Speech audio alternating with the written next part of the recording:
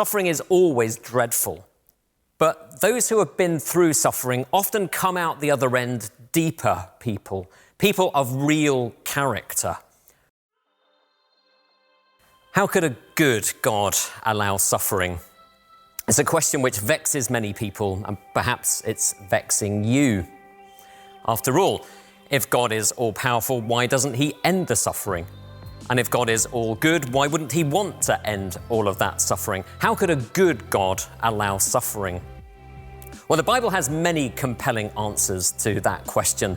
I haven't got long. I'm just going to touch on three of them. First, behind the question, how could a good God allow suffering, is a telling underlying assumption. It's the assumption that everybody in the world has the right to a pleasant life. But what if there is something more important than merely having a pleasant life? What if there is something more significant than just enjoying yourself? Well, the Bible says that there is, and it says that suffering is often the route to get there. Suffering is always dreadful, but those who have been through suffering often come out the other end deeper people of real character. Some of the people I trust most are people who've been refined by suffering. And it just gives dignity to suffering to know that. Secondly, it would be true to say that much of the suffering in the world is down to humanity. Perhaps it isn't fair to ask the question, how could a good God allow suffering? For example, think about the imbalance of resources in the world.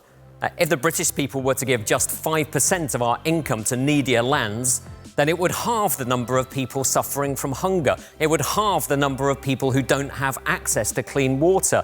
It would provide universal primary education. But instead, we buy more and more stuff, knowing full well that there are people who have nothing around the world. We contribute to the world's suffering. And that's to say nothing of the injustice and the violence which we see in our land day after day after day. Perhaps, how could a good God allow suffering isn't the right question to be asking.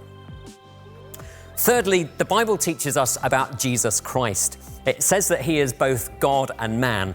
And it says that he suffered and he died, nailed to a cross, an appalling instrument of torture and execution which the Romans like to use.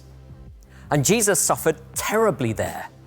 The Bible doesn't tell us much about the physical sufferings, the flesh being pared apart by nails, the suffocation, the muscle spasms.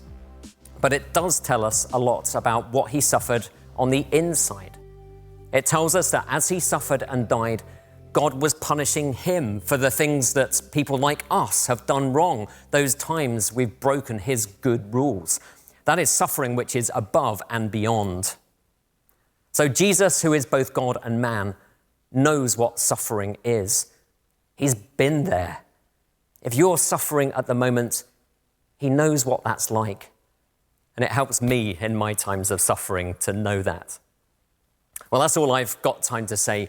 Why not check out the other excellent resources we've got in the Explore section of our website, and may God bless you as you do.